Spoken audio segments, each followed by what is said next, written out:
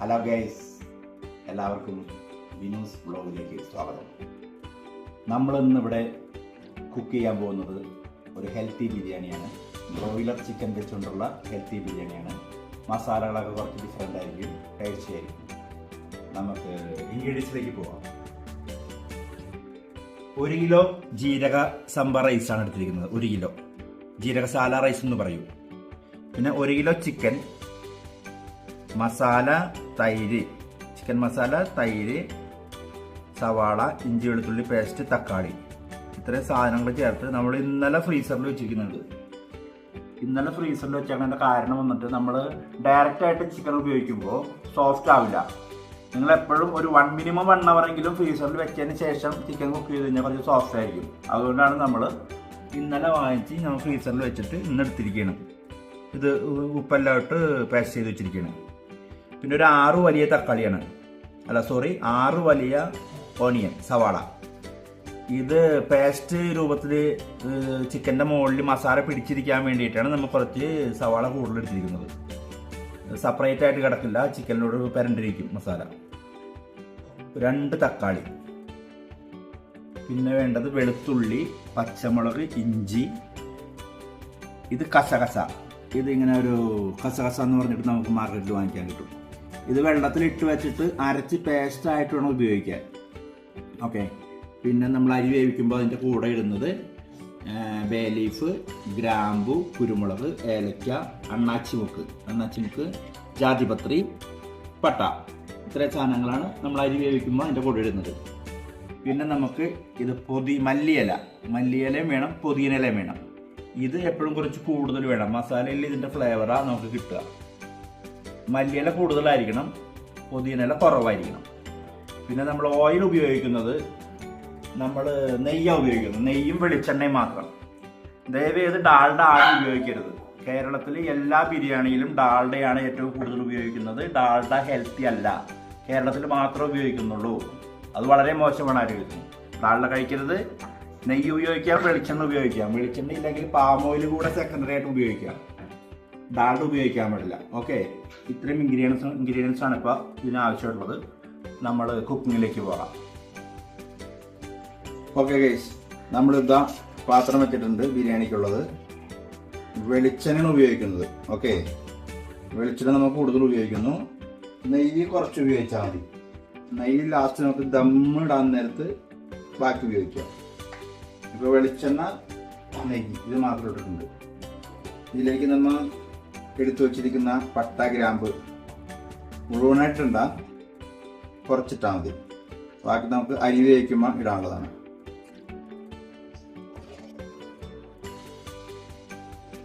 അതൊന്ന് ചൂടായി വന്നു കഴിഞ്ഞാൽ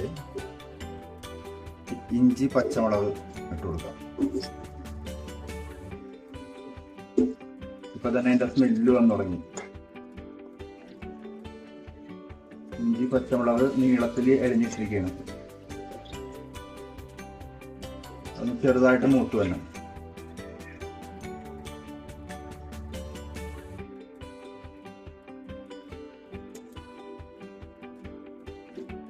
ഇനി നമുക്ക് എടുത്തു വെച്ചിരിക്കുന്ന വെളുത്തുള്ളി ചതച്ചിട്ടില്ല, അങ്ങനെ തന്നെ ഇട്ടെടുക്കുന്നത്. ഇത് നാടൻ വെളുത്തുള്ളിയാണ്, ചെറിയ വെളുത്തുള്ളിയാണ്. അതുകൊണ്ടൊക്കെ അങ്ങനെ തന്നെ ഇട്ട് കൊടുക്കാം.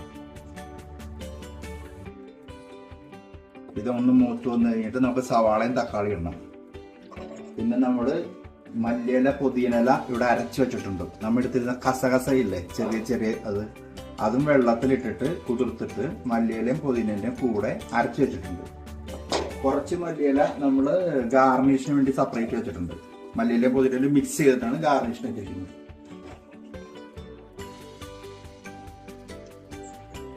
ഇപ്പൊ നമുക്ക് സവാള ഇട്ട് കൊടുക്കാം.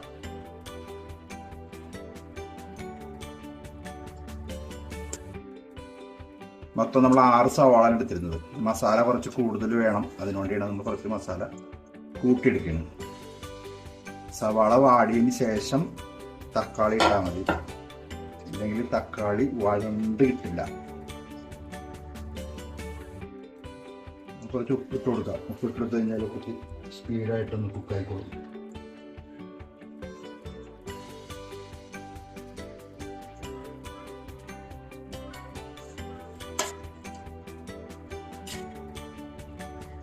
ഇത് ഒന്ന് വഴണ്ട് വരുന്ന സമയത്ത് കൊണ്ട് നമുക്ക് അരി വേവിക്കാൻ വയ്ക്കാം.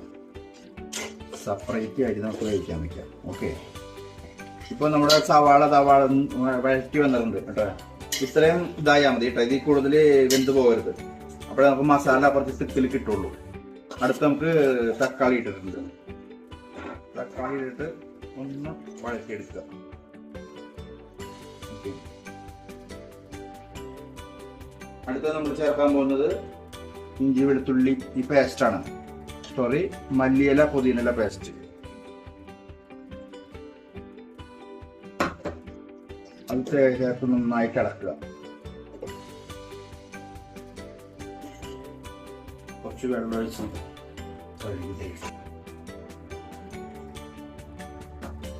മിക്സിയിലുണ്ടായിരുന്ന കഴുകി വെച്ചിട്ടുണ്ട്. ഓരോ ഇൻഗ്രീഡിയൻസ് ഞാൻ മറന്നുപോയി പറയാനായിട്ട്.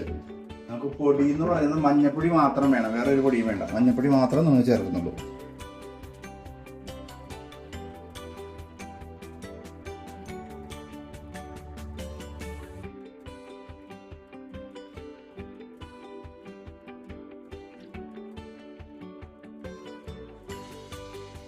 ഇതൊന്ന് കുക്കായി കഴിഞ്ഞാൽ നമുക്ക് ഇതിലേക്ക് ചിക്കൻ ചേർക്കാം.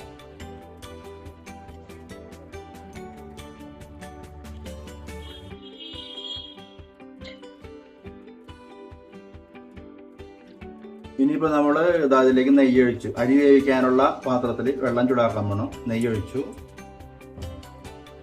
പട്ട, ഗ്രാമ്പ്, ഏലക്ക ഇതിലിടാം.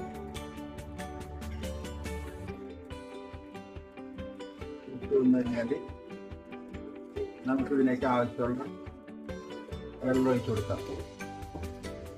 4 ഗ്ലാസ്സാണ് നമ്മൾ അരി എടുക്കുന്നത്. അപ്പോൾ 6 ഗ്ലാസ് വെള്ളം കണക്ക്.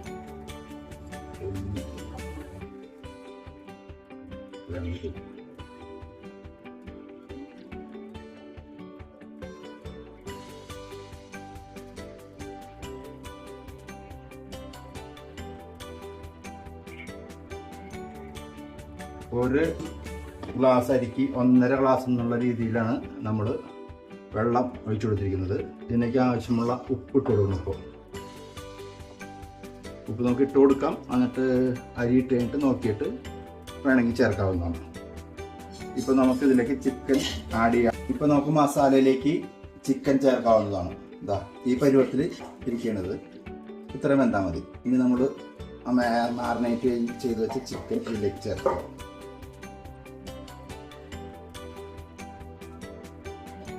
ചേർത്ത് നന്നായി ഇളക്കി കൊടുക്കും.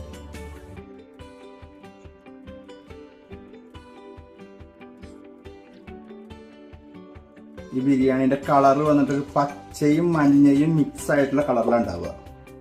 റൈസ് എല്ലാം ഇരിക്കും, അതിനേക്കാളും കുറച്ച് ഡാർക്ക് ഗ്രീൻ ആയിരിക്കും മസാല.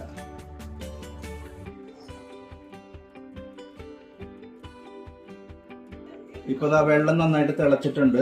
ഇത് അരി ഇടാനുള്ള സമയമായിട്ടുണ്ട്. നമ്മുടെ പട്ട, ഗ്രാമ്പു, ഏലക്ക എല്ലാം നന്നായിട്ട് തിളച്ചിട്ടുണ്ട്.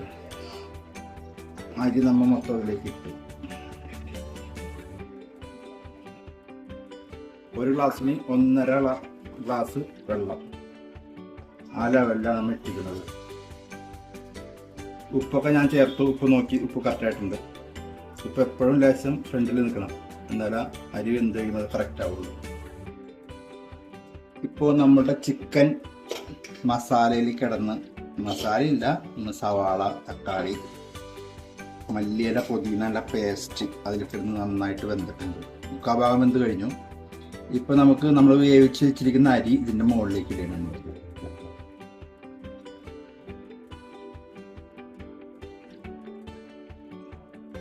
ഒരു 3/4% വെന്ത് വെച്ച അരിയാണ്, വെന്ത് കഴിഞ്ഞത്.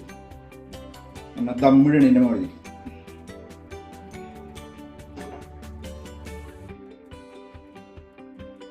വെന്ത് കഴിഞ്ഞു. 3/4% വെന്ത് കഴിഞ്ഞു.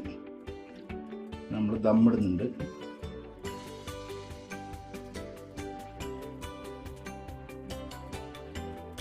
ഞാൻ കുറച്ച് നെയ്യ് ഇതിൻ്റെ മുകളിൽ എടുത്തത് ഗാർണിഷ് ചെയ്യാനായിട്ട്. കുറച്ച് മല്ലിയില, പുതിനയില, കുറച്ച് നെയ്യ്. അപ്പോഴാണ് ബിരിയാണിക്ക് ആ മഞ്ഞ കളറും കിട്ടുക, നല്ലൊരു ഫ്ലേവറും കിട്ടും. ഇനി നമുക്ക് ദമ്മിടാം. ഓക്കെ ഗേസ്, നമുക്ക് ദമ്മിടാം. ഇപ്പോൾ എല്ലാം റെഡി ആയിരിക്കണം. ദമ്മിടാൻ പോകുന്നത് വലിയ പാത്രം വെച്ച് മൂടിയിട്ട് അതിൻ്റെ മുകളിൽ വെയിറ്റ് ചെയ്തിട്ട് വെച്ചു. ആയിട്ടും പുറത്തേക്ക് പോകണ്ട. ഇങ്ങനെ ഒരു 10 മിനിറ്റ് സ്ലോ ഇതിൽ കുറഞ്ഞ തീയിൽ ഒരു 10 മിനിറ്റ് ഇങ്ങനെ ഇരിക്കട്ടെ. എന്നിട്ട് നമുക്ക് ദമ്മ് പൊട്ടിക്കാം. ഓക്കെ, നമുക്കിപ്പോൾ ദമ്മ് പൊട്ടിച്ച് നോക്കാം. നമ്മൾ പറയുന്ന കളറായിട്ടുണ്ടോ, മഞ്ഞ കളറായിട്ടുണ്ടോ, എനിക്കിങ്ങനെ നോക്കാം. നല്ല ആവി വറക്കുന്നുണ്ട്, അടിപൊളി സ്മെല്ല് വരുന്നുണ്ട്. ഓക്കെ, സർവ് ചെയ്യുന്ന സിസ്റ്റം നോക്കാം. ചിക്കൻ ഫുള്ളായിട്ട് അടിയിലുണ്ടാവുക.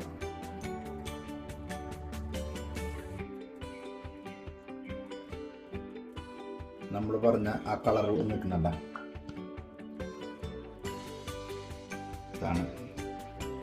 ഇതാണ് നമ്മ പറഞ്ഞ ബിരിയാണി. ഓക്കെ ഗൈസ്,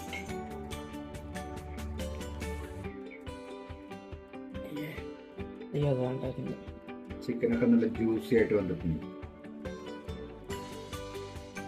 ജ്യൂസി ആയിട്ട് സോഫ്റ്റ് ആയിട്ട് വന്നിട്ടുണ്ട്. ഓക്കെ, എല്ലാവരും ട്രൈ ചെയ്ത് നോക്കുക, അഭിപ്രായം പറയുക. Okay, thank you.